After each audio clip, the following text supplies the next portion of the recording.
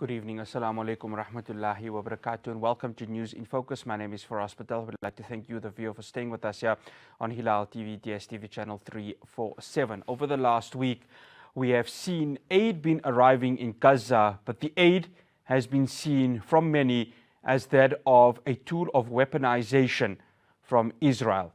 This is coming in the form of the Gaza Humanitarian aid, which has been distributed across. But whenever the residents of Gaza go to these points where aid is being distributed, it either seems a chaotic scenes which are created by the aid workers themselves, or at that time, fire has been opened. And this is what has been happening now for the last week. This also compounded with massive bombs that are being dropped across the entire strip, putting more of flame to the genocide that is currently happening in Gaza. Joining me now, and alhamdulillah, we are lucky to get him, given a lot of the connection problems that are happening across Gaza. I'd like to welcome a journalist based in Khan Younis in the southern part of Gaza, Ahmed Bassam. Ahmed, assalamu alaikum rahmatullahi wa barakatuh, and again, shukran so much for joining us.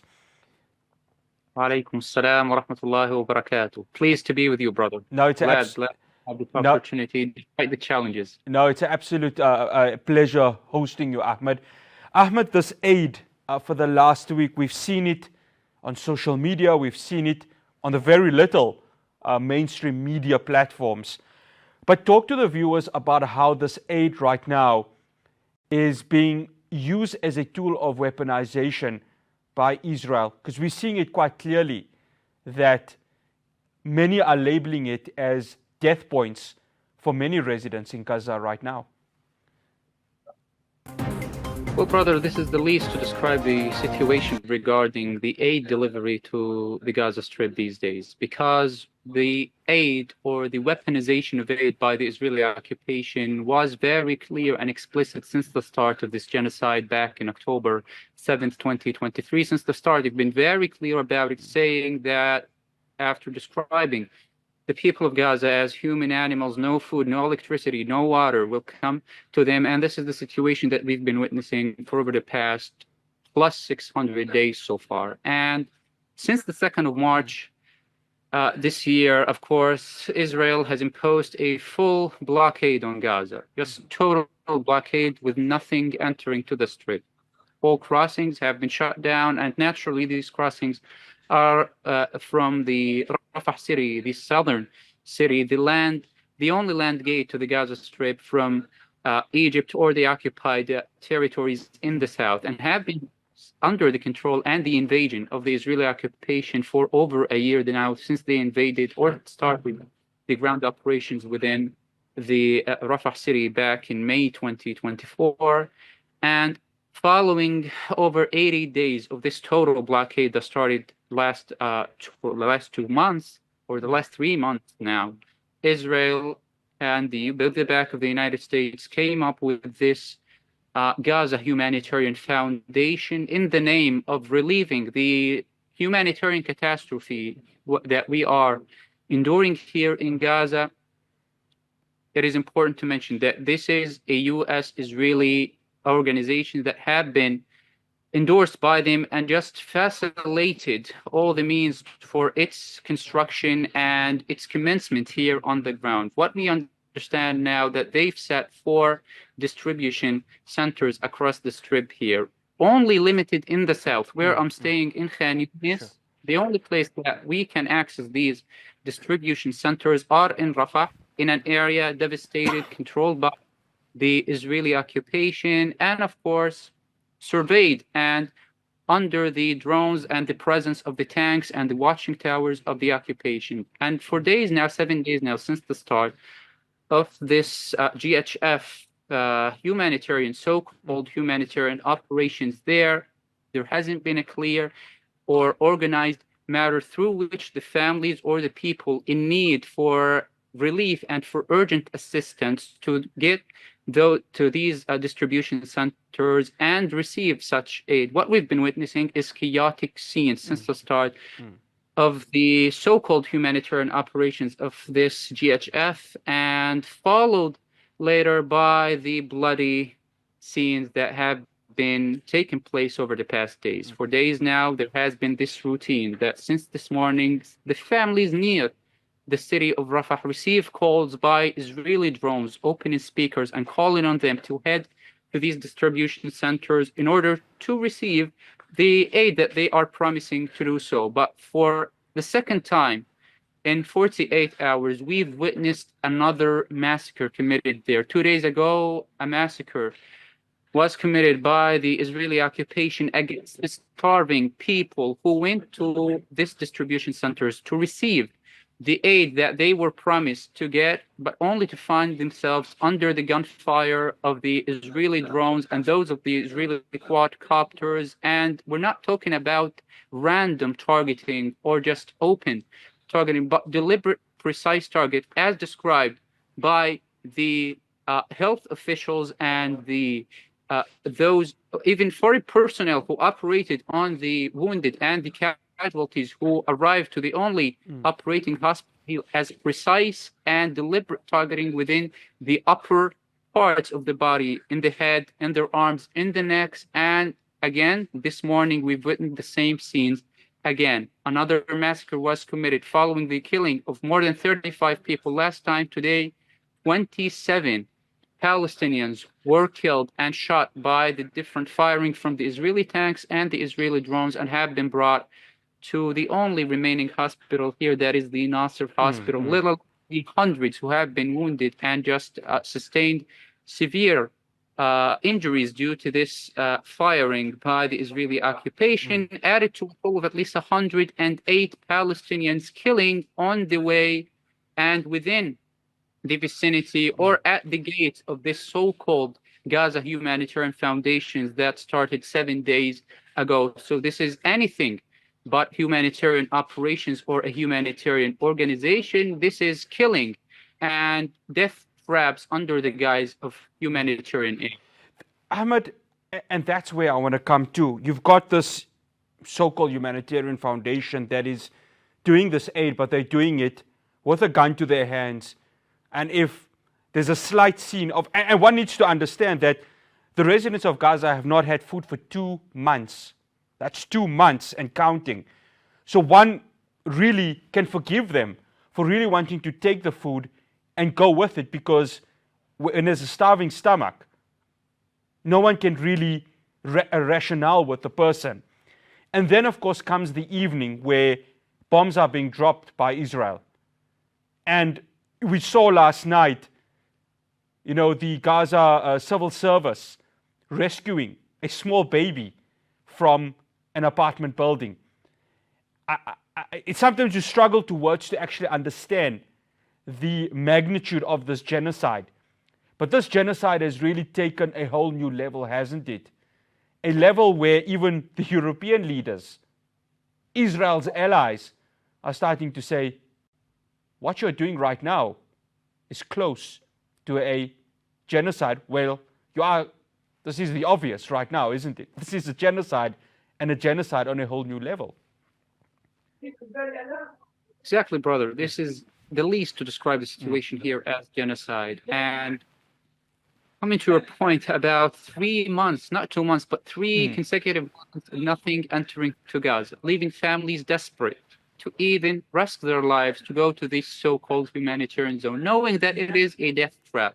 But because they witnessed some very limited cases where the people were actually allowed into these distribution centers and literally fought and competed one another, stampeded, just trying to win something of this very limited aid that this humanitarian organization displayed for them. And the families are begging for example, children begging their parents, please don't go there, please, we don't want to lose you. But this father or this grandparent or this those taking care of these families have no other choice, because they literally have no other way to receive something to eat. The only way they can get something is to be millionaires, to afford what is available in the markets here. They cannot, so they choose to risk their lives and try to reach these distribution points, only to tragically return probably return in death bags, if not at least wounded by this catastrophic and deadly so-called humanitarian organization. And at the top of that, the bombing, the killing is not going anywhere. It continues and it's only escalating. It's the situation that we are experiencing right now is almost the same that we experienced in the past over the first days of this genocide. The only difference is that we're no longer in our homes, and concrete buildings only have been thrown in the different tents and the sheltering centers inside what Israel describes as humanitarian zones, but they are not safe. The bombing, the killing still persisting here. Over the past night and this morning, at least 4 different strikes were carried by the Israeli occupation against the tent, against some of the homes, and the streets within the so-called humanitarian zone in Khan Younis, where I stay right now. And the same scene, the same bombing, the same suffering is going simultaneously within the northern parts in Jabalia, in northern Gaza, that somehow the Israelis are so insistent on emptying and depopulating for over 600 days now. The Israelis have been following this pattern over the past days by targeting the very few remaining buildings where families have been grounded, just seeking shelters with whatever remaining residential buildings, and have been targeted by Israel. Yesterday, there was a massive massacre that was committed against Al-Bursh family that were harboring some dozens of the other families with them in the same house. And over the past night, another family was hit, and you, Ahmed, of course, saw the Ahmed, painful scene. I have to go to the break. We'll continue this conversation after this break. I'm speaking with Ahmed Bassam, who's coming to us direct from Khan Younis in Southern Gaza. Do stay tuned to News in Focus. Welcome back. I'm still in conversation with Ahmed Bassam, who's coming to us from Khan Younis in Southern Gaza. Ahmed, shukran again for remaining with us. Ahmed, I just want to talk to the daily life of many of the residents of Gaza, because it's not, of course, just the bombing that you have to deal with, the starvation, the famine that is happening right now, but the drones that fly up in the sky, the warnings that occur, but these warnings seem to be false, because if you go to a safe zone, that very same safe zone gets bombed. That just speaks of this daily life that has occurred for the last 18 months, 20 months, actually, hasn't it? And it's coming to a point where the ethnic cleansing that Israel wants to achieve is getting to a point where even if it does get achieved, it's going to come at such a huge cost for the people of Gaza in terms of infrastructure, but most importantly, their actual lives. Precisely, I'm brutally right.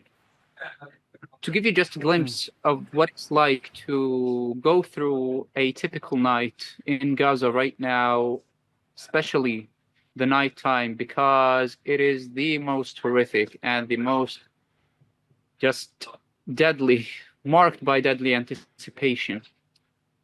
Here inside what Israel describes as safe humanitarian zone, every single night, it's almost around the clock, even during the daytime, that the buzzing drones do not leave the sky, just hovering and buzzing at low altitude. But during the nighttime, it is escalating to a complete different level, because during the night we have the helicopters, Israeli helicopters, military helicopters loaded with missiles and bombs just come and hover above these tents. And almost every single night there is this targeting that they carry against tents, against families sheltering in their tents, and you just keep listening to this roaring sound made by these helicopters, just wondering whose turn is to be next to be targeted by these drones. And at the top of that, the use of what Israel is really quadcopters, these small drones just hovering and moving in between the different tents and the different displacement camps, intimidating the families every single night. Voices, harrowing voices, dogs' voices, something just scary, and just no one can endure. Just a war of mental and psychological warfare goes side by side by the bombings and the ongoing killing machine. And at the top of that, you have this systematic, forcible relocation and expulsion from one place to another.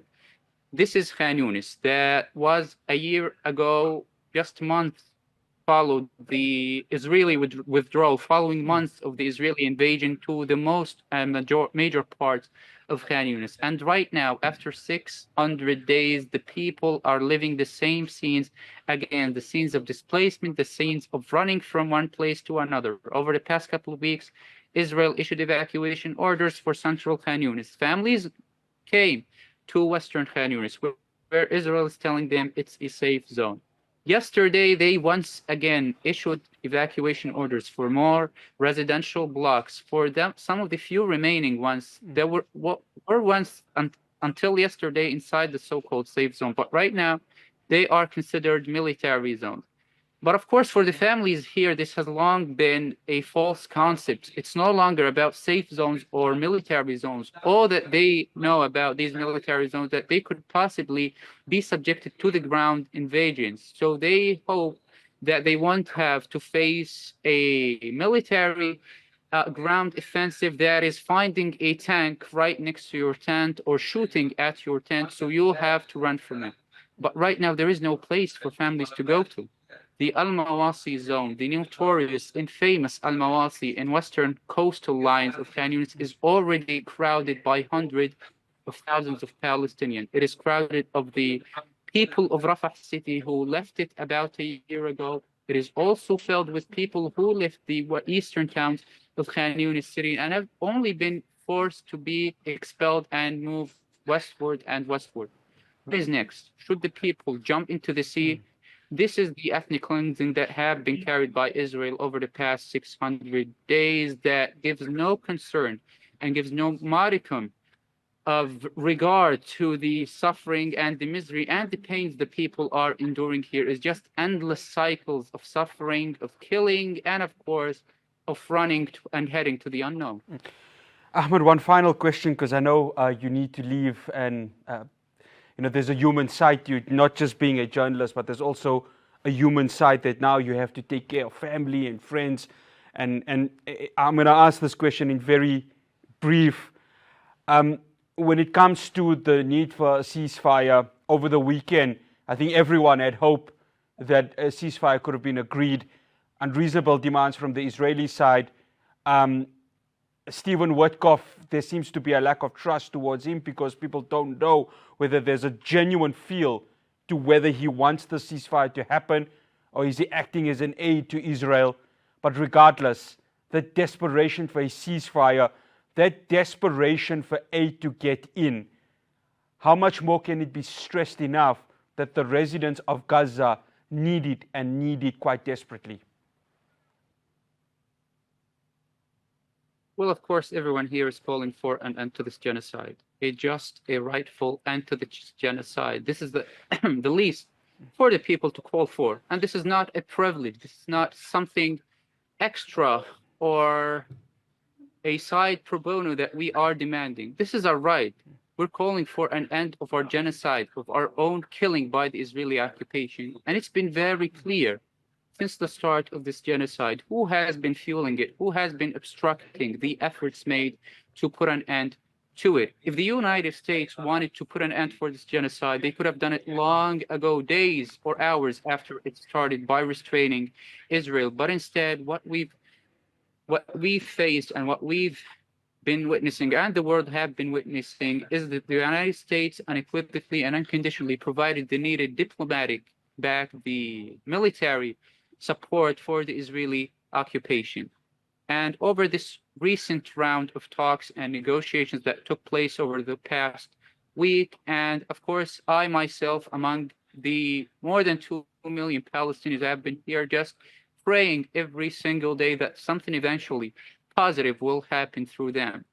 But of course, what we've witnessed is that as soon as the response was made by the Palestinians to the mediators, a major mediator from them, that is the United States, was the one who rejected it and said it is not promising or is very disappointing. So it's very clear that, unfortunately, more misery and more despair to endure until this ceasefire is achieved, and hoping that there will be a shift and active pressure on the Israeli occupation to put an end against the slaughter of the Palestinians, of us here in Gaza.